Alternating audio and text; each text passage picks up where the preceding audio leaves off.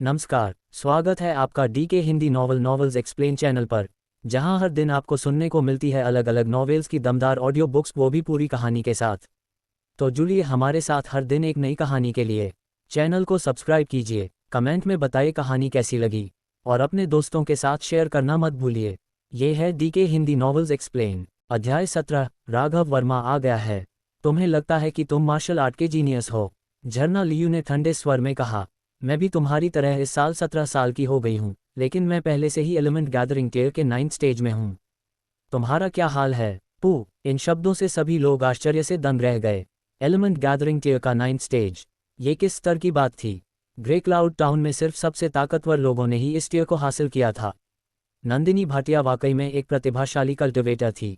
17 साल की उम्र में बॉडी रिफाइनिंग टियर के 9th स्टेज तक पहुंचना ही ग्रे क्लाउड टाउन के इतिहास में रेयर टैलेंट माना जाता था। औसतन हर 100 साल में 2 या 3 ऐसे कल्टिवेटर्स ही पैदा होते हैं, और वे अपने जीवन में प्रसिद्धि और गौरव अर्जित करते हैं, यहाँ तक कि रेन कंट्री के इतिहास में अपनी जगह बना लेते हैं। लेकिन जब तुलना झरना लियू से की जाती है तो नंदिनी भाटिया उसके सामने टिक भी नहीं सकी। एक 17 साल की लड़की जो एलिमेंट गैदरिंग टियर के 9th स्टेज तक पहुंच चुकी थी। यहाँ तक कि रेन कंट्री जैसे विशाल क्षेत्र में भी 100 वर्षों में ऐसी प्रतिभा शायद ही कभी दिखती है। अब झरना लियू ने अपनी शक्ति को छुपाना बंद कर दिया और एलिमेंट गैदरिंग टियर के 9th स्टेज की एक कल्टिवेटर की रौबदार आभा छोड़ दी। एक ही पल में उसके आसपास खड़े सभी लोग उसकी बॉडी में छुपी जबरदस्त ताकत को महसूस कर सकते थे। नंदिनी भाटिया को इसका सीधा झटका लगा, क्योंकि वो झरना लियू के सबसे करीब खड़ी थी। इस गहरी और दबावपूर्ण आभा के नीचे उसने अचानक अपना सिर नीचे झुका लिया। वह झरना लियू की आंखों में आंखें डालकर देखने लायक भी नहीं रही। ये बात उस घमंडी नंदिनी के लिए असहनीय थी। जब वह अपना सिर उठाकर सामने देखने की कोशिश कर रही थी, उसकी आंखों में केवल डर, निराशा और भ्रम ही दिखाई दे रहा था। अचानक उसके सामने कोई ऐसा व्यक्ति आ खड़ा हुआ जो उसकी ही उम्र का था, लेकिन जिसमें सुंदरता और प्रतिभा दोनों ही उससे कहीं ज्यादा थी। और उससे भी बढ़कर उसी व्यक्ति ने उसे खुलेआम स्लैप मार दिया। तुम्हारी हिम्मत कैसे हुई उसे नीची नज़र से देखने की? झरना लियू ने अथर्व सेन की ओर इशारा करते हुए कहा, और एक बार फिर नंदिनी भाटिया की ओर मुड़ी। तुम पूरी तरह से अयोग्य हो। क्या वो यहाँ अथर्व सेन का बचाव करने आई थी? क्या आपने कभी उसके जैसी कोई लड़की देखी है? चाहे वो नंदिनी भाटिया हो या वहाँ खड़ा कोई और, सब लोग पूरी तरह से डिसबिलीफ में थे। इतनी खूबसूरत, शांत और शक्तिशाली लड़की जो मार्शल वर्ल्ड में रह थी, वो सच में उस ट्रैश अथर्व को जानती थी। एक दूसरे को जानना ही काफ़ी चौंकाने वाला था, और अब उसने उसका ओपन सपोर्ट किया था। ये बात कोई कैसे डाइजेस्ट कर सकता था? खासकर वहाँ मौजूद बाकी लोगों को लग रहा था मानो ईर्ष्या के मारे उनकी जान ही निकल जाएगी। नंदिनी भाटिया ने अपने दांत पीस लिए, उसकी आंखों से आग निकल रही थी। उसने अब अपना सारा गुस्सा अथर्व सेन पर उतार दिया था। ऐसा इसलिए था क्योंकि झरना लियू बहुत शक्तिशाली थी और उसने बदला लेने का थोड़ा सा भी विचार करने की हिम्मत नहीं की। हालांकि अथर्व सेन एक अलग कहानी था। उसकी साधना का स्तर बॉडी रिफाइनिंग टियर का 4th स्टेज था। उसकी नज़र में उसे एक ही झटके में खत्म किया जा सकता था। इसके अलावा सब कुछ अथर्व सेन की वजह से था। उसने जानबूझकर उसका मजाक उड़ाया था, इसलिए उसने उससे मजाक में बात की। नतीजतन उसे झरना लियू ने सार्वजनिक रूप से थप्पड़ मारा और उसने खुद को अपमानित किया।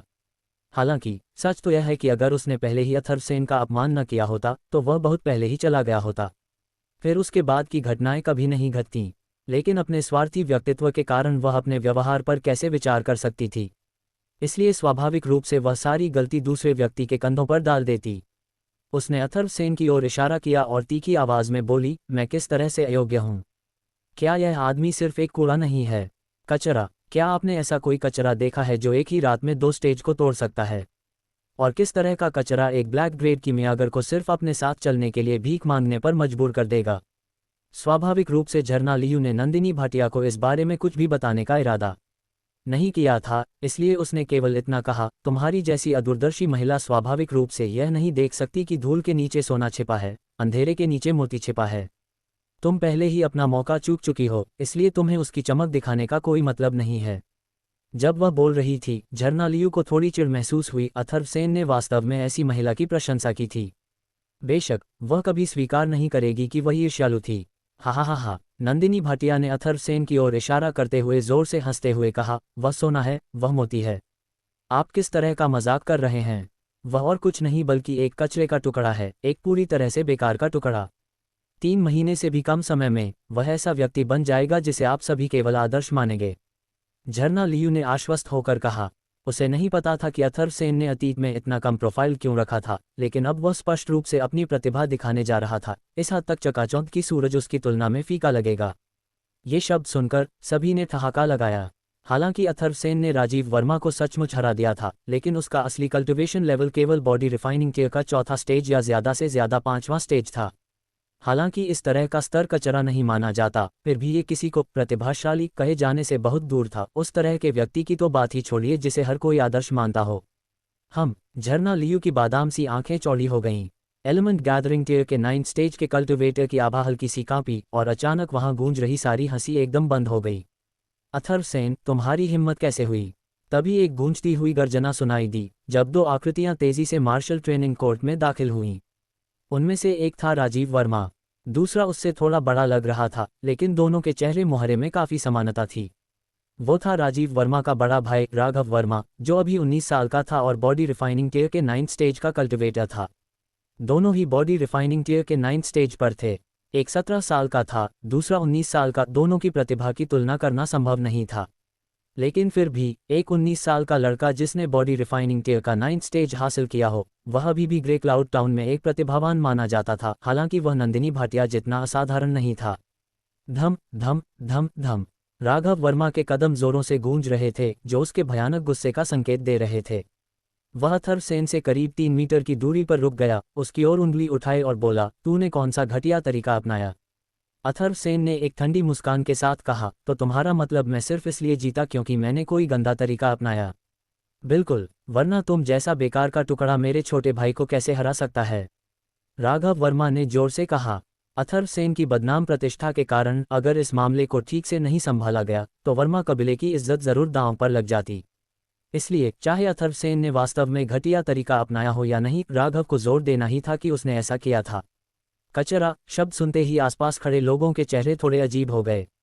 नंदिनी भाटिया ने भी कुछ देर पहले कुछ ऐसा ही कहा था और उसके नतीजे में उसे झरना लियू ने बार बार थप्पड़ मारे थे। एलिमेंट गैदरिंग टियर के 9th स्टेज की एक कल्टिवेटर अभी भी वहीं खड़ी थी, और तुम लोग वास्तव में अथर्वसेन को सबके सामने कोसने की हिम्मत करते हो। क्या ये सीधे सीधे मुसीबत को न्योता देना नहीं है? अथर्वसेन अपने अनुभव के कारण स्वाभाविक रूप से एक नज़र में ही समझ गया था कि राघव वर्मा के इरादे क्या हैं। हालांकि उसने उसे जाहिर नहीं किया और बस शांत स्वर में बोला, ओह, तो फिर मैं ये कैसे साबित करूं कि मैंने वो घिनौने तरीके नहीं अपनाए जिनकी आप बात कर रहे हैं? हेंग, तुमने मेरे छोटे भाई को धमकाने के लिए घटिया तरीके अपनाए। एक बड़े भाई के तौर पर मैं कैसे दिखावा कर सकता हूं कि मैंने कुछ नहीं देखा? और अगर तुम वाकई इतने बहादुर हो तो मैं तुम्हें चुनौती देता हूं, मेरे साथ मुकाबला करो। राघव वर्मा साफ तौर पर पहले से अच्छी तरह तैयार होकर आया था। हर कोई ये सोचने से खुद को रोक नहीं पाया, कितना बेशर्म है ये। तुम खुद बॉडी रिफाइनिंग टियर की 9th स्टेज पर हो और अथर्वसेन सिर्फ 4th स्टेज पर है। 5 स्टेज का फर्क, उसकी तुमसे तुलना कैसे हो सकती है? हालांकि जब तक अथर्वसेन को जमकर पीटा जाता तब तक राजीव वर्मा की पिछली हरकतों से जो शर्मिंदगी हुई थी वो कम हो जाती और इस तरह उससे बदला भी ले लिया जाता। ये एक बेहद चालाक चाल थी जिसे एक पत्थर से 2 पक्षी मारना कहा जा सकता है। अब अथर्वसेन की मुस्कान गायब हो गई और उसने धीरे से सिर हिलाते हुए कहा, आप बॉडी रिफाइनिंग टियर की 9th स्टेज में हैं, जबकि मैं 4th स्टेज में। क्या ये बहुत ज़्यादा अन्यायपूर्ण नहीं है? मुझे कोई एतराज़ नहीं अगर तुम अपनी जगह किसी और को इस स्पा के लिए भेज दो। राघव वर्मा जोर से हंसा। जाहिर है वह कचरा कहलाने वाले अथर्वसेन की बदनाम प्रतिष्ठा से अच्छी तरह वाकिफ था। ऐसे नाम के साथ पूरे एकेडमी में कोई भी उससे दोस्ती नहीं करेगा, फिर उसकी मदद को कौन आता? और मान लो अगर कोई उसकी मदद करने आ भी गया तो क्या फ़र्क पड़ता? राघव वर्मा खुद बॉडी रिफाइनिंग टियर की 9th स्टेज पर था और पूरे संस्थान में सबसे ताकतवर लोगों में से एक। उसे डर किस बात का था? सभी के चेहरे फिर से अजीब हो गए। वास्तव में अथर्वसेन के पास कोई था, और वो व्यक्ति एलिमेंट गैदरिंग टियर की 9th स्टेज का एक बेहद शक्तिशाली कल्टिवेटर था जो बॉडी रिफाइनिंग टियर के 9th स्टेज वाले को एक ही वार में निपटा सकता था। क्या ये सीधे सीधे मौत को बुलाना नहीं था? अध्याय 18, लोन वुल्फ का खून। झरना लियू आगे बढ़ी और बोली, मैं उसकी जगह लूंगी। राघव वर्मा का ध्यान पहले से ही अथर्वसेन पर था, इसलिए अब जाकर उसने झरना लियू को देखा। इस अविश्वसनीय रूप से सुंदर, ठंडी और रहस्यमयी लड़की को देखकर वह खुद को घूरने से रोक नहीं सका। क्या ये मुमकिन है कि इतनी सुंदर स्त्री इस संसार में हो? रुको, क्या उसने अभी कहा कि वो अथर्वसेन की जगह लेगी? राघव वर्मा के अंदर ईर्ष्या और गुस्से की एक भयानक लहर उठी। अथर्वसेन जैसे निकम्मे इंसान को इतनी खूबसूरत महिला के साथ खड़े होने का क्या हक है? ये तो पूरी तरह से अन्यायपूर्ण और हास्यास्पद है। उसने तुरंत कहा, मिस, आप शायद यहाँ नहीं होंगी और इस लड़के की मीठी बातों में आ गई होंगी। ये वाकई वर्मा कबीले का कचरा है, ये बात तो इस सूर्यकुंड विद्या संस्थान का बच्चा बच्चा जानता है। झरना लियू की खूबसूरत आंखों में एक उग्र क्रोध की चमक आ गई। जैसे ही उसने इन लोगों को अथर्वसेन का अपमान करते सुना, वह अपने गुस्से को रोक नहीं सकी। इन लोगों को इस तरह से उसका अपमान करने का हक किसने दिया? नहीं, अथर्वसेन ने सिर हिलाते हुए कहा, अभी तक तो प्रतिद्वंद्वी एक महिला थी, इसलिए मुझे कोई आपत्ति नहीं थी कि तुम मेरी जगह ले लो। लेकिन अब सामने एक पुरुष है और पुरुषों के बीच का द्वंद्व सिर्फ पुरुषों के बीच ही होना चाहिए। उसने एक हाथ झरना लियू के कंधे पर रख दिया। इस दृश्य को देखकर वहां मौजूद हर कोई, यहाँ तक कि लड़कियां भी ईर्ष्या से जलने लगीं। अथर्वसेन सचमुच उनकी देवी के इतने पास था, और सबसे ज्यादा चौंकाने वाली बात यह थी कि झरना लियू ने इसका विरोध भी नहीं किया। झरना लियू ने हल्का सा भौहें सिकोड़ा। राघव वर्मा राजीव वर्मा से बहुत अलग था। वह बॉडी रिफाइनिंग टियर का 9 स्टेज का कल्टिवेटर था, जो कि अथर्वसेन से पूरे 5 स्टेज आगे था। वह जानती थी कि अथर्वसेन चमत्कार कर सकता है और अपनी स्टेज से कई गुना ऊपर के कल्टिवेटर से भी टक्कर लेने की ताकत रखता है, लेकिन इस बार फर्क वाकई बहुत बड़ा था। उसके अनुसार अथर्वसेन के जीतने की संभावना लगभग 0 थी। चिंता मत करो, तुम्हें मुझ पर अधिक विश्वास रखना चाहिए, अथर्वसेन ने मुस्कुराते हुए कहा। तो चलो मुकाबला करते हैं, राघव वर्मा बोला। उसे नहीं पता था कि अथर्वसेन ने झरना लियू को कैसे मोहित किया था, लेकिन उसे पूरा यकीन था कि अगर वह सबके सामने अथर्व को हरा देगा तो ये बेहद खूबसूरत लड़की खुद ही उसके असली रूप को पहचान लेगी। अथर्व ने एक बार फिर झरना लियू की ओर सिर हिलाया और वो बर्फ सी शांत सुंदरता आखिरकार पीछे हट गई। उनकी ये छोटी सी महिला परिचारिका वाकई में काफी दिलचस्प थी। अथर्व मुस्कुराया, लेकिन जैसे ही वह राघव वर्मा की ओर मुड़ा, उसकी आंखों में सतर्कता झलकने लगी। पूरे 5 स्टेज का अंतर बहुत बड़ा होता है, बहुत ही बड़ा। अगर झरना लियू ने अपनी शक्ति को बॉडी रिफाइनिंग टियर के 4थे स्टेज तक दबा दिया होता और राघव से लड़ती, तो हारने पर बस दांत पीसने के सिवा कुछ नहीं कर पाती। अथर्व ने यह चुनौती सिर्फ इसलिए स्वीकार की थी क्योंकि वह एक मार्शल आर्ट टेक्निक जानता था, लोन वुल्फ ब्लड। इस तकनीक के जरिए हर बार चोट लगने पर वो अपनी वास्तविक कल्टिवेशन से भी ज्यादा ताकत से हमला कर सकता था। चोट जितनी गहरी, हमला उतना ही ज्यादा घातक। अपने पिछले जन्म में अथर्व केवल कीमिया की शक्तिशाली दवाओं और गोलियों से ही अपनी चोटों को ठीक कर पाता था, लेकिन इस जीवन में उसके पास वो साधन नहीं थे। पर अब उसके पास उससे भी ज्यादा शक्तिशाली एक गुप्त कला थी, अविनाशी स्वर्ग स्क्रॉल। आओ, अथर्व ने उंगली से इशारा किया। वो शांत था, वो पहले ही स्वर्ग स्तर के योद्धा की पहचान त्याग चुका था। अब वो केवल बॉडी रिफाइनिंग टियर के 4थे स्टेज का एक मामूली मार्शल आर्टिस्ट था। सब कुछ फिर से उसी पुराने स्तर पर लौट आया था। राघव वर्मा को स्वाभाविक रूप से अथर्व की कोई फिक्र नहीं थी। वह लापरवाही से उसके चारों ओर घूमने लगा, चेहरे पर एक ठंडी मुस्कान थी। उसे पूरा यकीन था कि वह बिना किसी मेहनत के इस मामूली स्तर के कल्टिवेटर को दबा देगा। भाई, उसे पीट दो, राजीव वर्मा चिल्ला उठा। उसका चेहरा अभी भी दर्द से भरा था। उसके घुटने टेकवाए गए थे और उसे सबके सामने कुत्ते की तरह रेंगने पर मजबूर किया गया था। वह बेहद शर्मिंदगी महसूस कर रहा था, इसीलिए उसके दिल में अथर्व के लिए भयंकर नफरत भरी हुई थी। एक और इंसान थी जो ये भावना साझा कर रही थी, नंदिनी भाटिया। वो भी अथर्व से बहुत नफरत करती थी। राघव ने सिर हिलाया और बोला, ध्यान से देखो सब लोग, यही अंजाम होता है उनका जो वर्मा कबीले की अवहेलना करने की हिम्मत करते हैं। उसके होठों पर एक क्रूर मुस्कान फैल गई और उसने जोरदार मुक्का अथर्व की ओर उछाल दिया। अथर्वसेन ने एक जोरदार खर्राटा लिया और अपनी मुट्ठी कस ली, फिर उसी तरह अपने प्रतिद्वंद्वी की ओर उड़ चला। क्या ऐसा दृश्य देखकर सभी को लगा कि अथर्वसेन पागल हो गया है। बॉडी रिफाइनिंग टियर के 4थे स्टेज और 9वें स्टेज के बीच सीधी शक्ति की लड़ाई, यह एक बेहद मूर्खतापूर्ण कदम था। पहले, क्या अथर्वसेन बहुत होशियार नहीं था? हमलों को पहले से भांपने की अपनी भयानक क्षमता के साथ उसने राजीव वर्मा के हमलों की शक्ति को आसानी से तितर-बितर कर दिया और बाद वाले को कुत्ते की तरह पीटा। लेकिन अब बहुत मजबूत राघव वर्मा के खिलाफ उसने वास्तव में इस तरह की युद्ध तकनीक को त्याग दिया। क्या उसने सोचा था कि वह इतनी जल्दी नहीं हारेगा?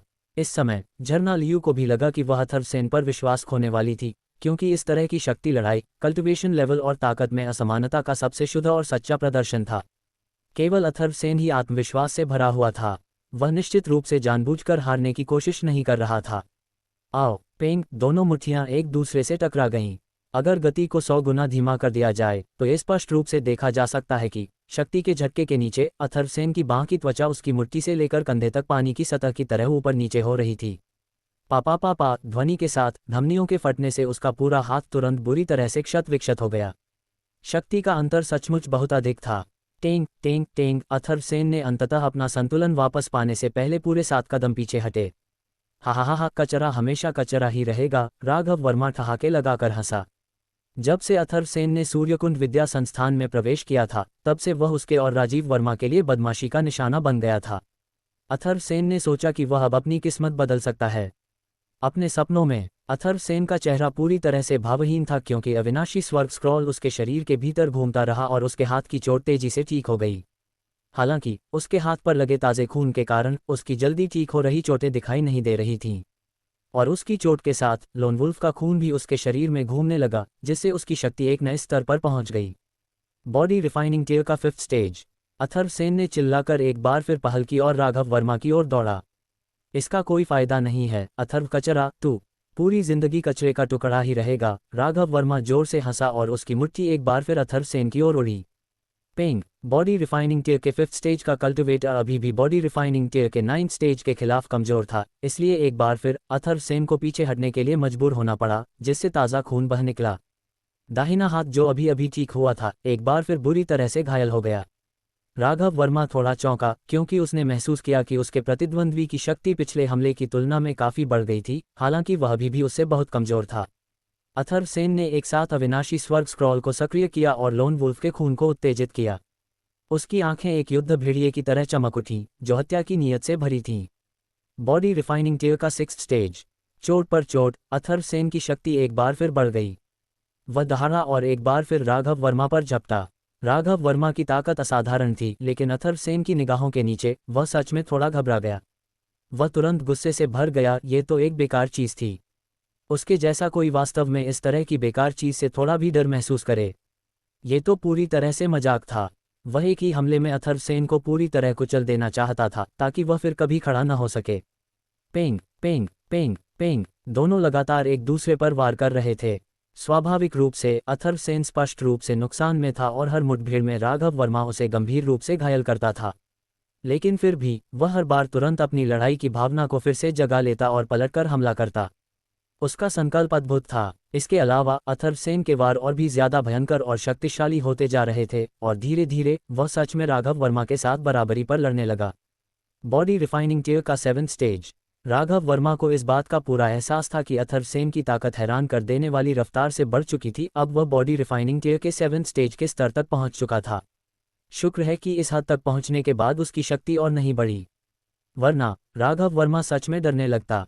और इसमें कोई अचरज की बात नहीं थी। आखिरकार लोन वुल्फ के खून की भी अपनी एक सीमा थी, ये केवल अथर्व सेन की शक्ति को 3 स्टेज तक ही बढ़ा सकता था।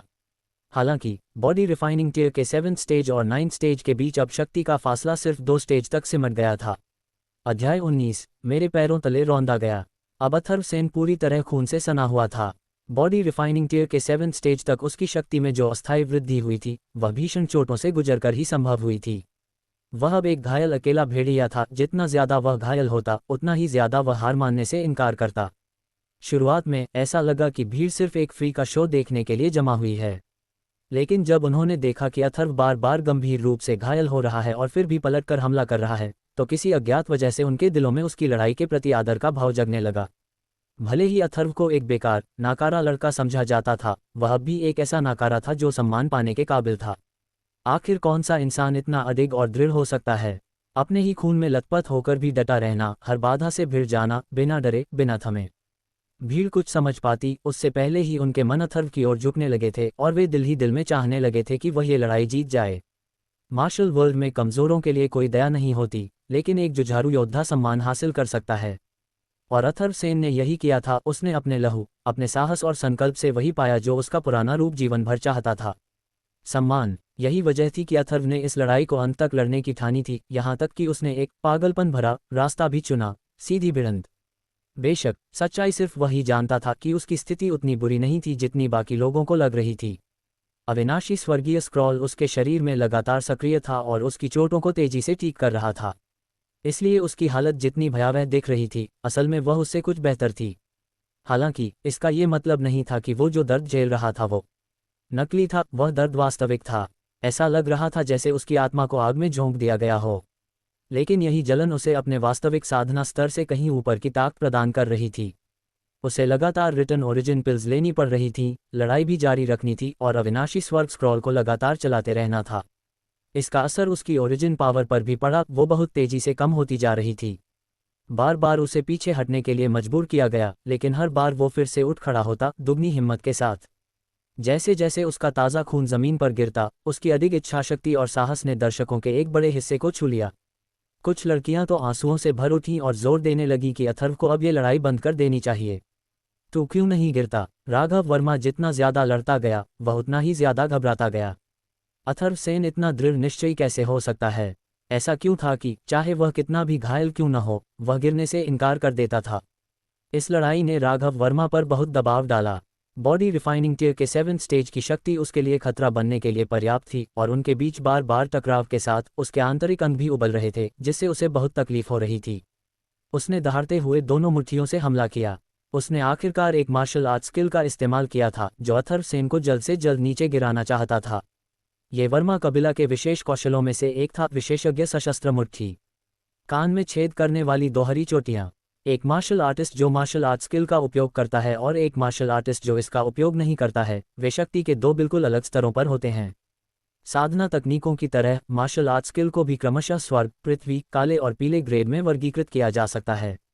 एक अच्छा yellow grade martial art skill उपयोगकर्ता की शक्ति को लगभग दोगुना कर सकता है। हर प्रमुख ग्रेड को 3 छोटे स्तरों में विभाजित किया गया था, उच्च, मध्यम और निम्न। उदाहरण के लिए, एक येलो ग्रेड निम्न स्तर की मार्शल आर्ट स्किल उपयोगकर्ता की शक्ति को लगभग 30% तक बढ़ा देगा, एक मध्यम स्तर उपयोगकर्ता की शक्ति को लगभग 40 से 60% तक बढ़ाने में सक्षम होगा, जबकि एक उच्च स्तर का कौशल उपयोगकर्ता की शक्ति को लगभग 70 से 100% तक बढ़ा देगा। एक्सपर्ट आर्म फिस्ट एक येलो ग्रेड मध्यम स्तर की मार्शल आर्ट स्किल थी। यह उपयोगकर्ता की शक्ति को लगभग 50% तक बढ़ा सकता था, और अंतिम 3 गुप्त चालें उपयोगकर्ता की शक्ति को 60% तक बढ़ा सकती थीं। अथर्व सेन अनगिनत मार्शल आर्ट स्किल जानता था, यहाँ तक कि शायद ही कभी देखे जाने वाले हेवन ग्रेड उच्च स्तरीय मार्शल आर्ट स्किल भी वह उनमें से 7 जानता था, और प्रत्येक उपयोगकर्ता की शक्ति को 10 गुना बढ़ा सकता था। हालांकि अपने वर्तमान शक्ति स्तर की सीमाओं के कारण उसके पास इन स्किल्स का उपयोग करने का कोई तरीका नहीं था। ऐसा नहीं है कि वह केवल हेवन ग्रेड स्किल का उपयोग नहीं कर सकता था। यहाँ तक कि अर्थ ग्रेड या ब्लैक ग्रेड स्किल भी उसके लिए संभव नहीं थे, क्योंकि उसकी वर्तमान सीमित साधना थी। इसलिए वह केवल yellow grade martial art skill का उपयोग कर सकता था। Black grade martial art skill का उपयोग करने के लिए उपयोगकर्ता के पास कम से कम गशिंग स्प्रिंग टीयर का साधना स्तर होना चाहिए। उसने अपनी दोनों मुट्ठियां कस लीं और हमलावर मुद्रा में आ गया। उच्च स्तरीय yellow grade martial art skill dashing panther मुट्ठी। पेंग, एक जोरदार आवाज गूंजी, और दोनों लड़ाके पहले ही अपने हमलों का आदान प्रदान कर चुके थे। उनकी गति बेहद तेज थी। झरना लियू के अलावा केवल वे कुछ छात्र जो बॉडी रिफाइनिंग टीयर का 9th स्टेज का कल्टिवेटर थे ही इसे साफ देख सकते थे। बाकी भीड़ तो बस इतना देख पाई कि टकराव के बाद राघव वर्मा का शरीर जैसे तैसे हवा में उड़ा और बाहर जा गिरा। पूरे क्षेत्र में मौजूद सभी लोग दंग रह गए और उन्होंने झटके से सांस ली। राघव वर्मा सचमुच अथर्व सेन के हमले की ताकत से उड़ गया था। ये किस तरह की अविश्वसनीय घटना थी। इस बीच भले ही अथर्व सेन का शरीर ताज़ा खून से पूरी तरह लथपथ था, उसने बस कुछ कदम पीछे लिए थे। स्थिति पूरी तरह पलट चुकी थी। क्या हो रहा था? अब तक तो राघव वर्मा पूरी तरह हावी था, लेकिन जब उसने मार्शल आर्ट कौशल का उपयोग किया तो वह इतनी बुरी तरह क्यों हार गया? लेकिन भीड़ में मौजूद कोई भी यह अंदाज़ा नहीं लगा सकता था कि अथर्व सेन ने अभी अभी उच्च स्तरीय येलो ग्रेड मार्शल आर्ट कौशल का इस्तेमाल किया था। ये कैसे संभव हो सकता है? ग्रे क्लाउड टाउन के 2 बड़े कुलों के पास भी केवल medium level yellow grade martial art कौशल ही थे। अगर कोई आम व्यक्ति low level yellow grade martial art कौशल भी सीख ले तो वो भी खुद को भाग्यशाली समझेगा। केवल झरना लियू की खूबसूरत आंखों में समझदारी की चमक थी। वह एकमात्र व्यक्ति थी जो जानती थी कि अथर्व सेन ने उसे जो त्रिकाल विश्व रहस्यमय कलाएं सिखाई थीं, वो एक हेवन ग्रेड साधना तकनीक थीं। इसलिए उसके पास high level yellow grade martial art कौशल होना कोई हैरानी की बात नहीं थी।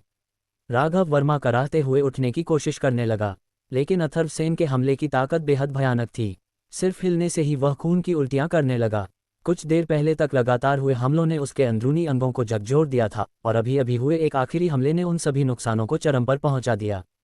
ये वही निर्णायक हमला था जिसने मात्रा को गुणवत्ता में बदल दिया। नहीं, ये मुमकिन नहीं। राजीव वर्मा का चेहरा अविश्वास से भर गया। उसका बड़ा भाई बॉडी रिफाइनिंग टीयर की 9th स्टेज का एक टॉप कल्टिवेटर था। वो किसी कचरे से कैसे हार सकता था? ये सच नहीं हो सकता। अथर्व सेन धीरे धीरे राघव वर्मा की ओर बढ़ा। उसके हर कदम के साथ उसकी चोटें तेजी से भर रही थीं। जब वो ठीक उसके सामने पहुंचा तब तक उसकी सारी चोटें पूरी तरह ठीक हो चुकी थीं। अविनाशी स्वर्ग स्क्रॉल की अपार शक्ति का ये प्रमाण था। मैं हार गया। सबकी निगाहें उसी पर टिकी थीं, इसलिए राघव वर्मा के पास हार मानने के सिवा कोई विकल्प नहीं था। उसने अथर्वसेन को घूरा, चेहरा हार की कड़वाहट और इनकार से भरा हुआ था। वह भी समझ नहीं पा रहा था कि आखिर उसे हराया कैसे गया। अथर्वसेन ने धीरे से अपना पैर उठाया और राघव वर्मा के ऊपर रख दिया। तू क्या करने वाला है? राघव वर्मा डर से कांपती आवाज में बोला। क्या अथर्व सच में उसके चेहरे पर पैर रखने जा रहा था?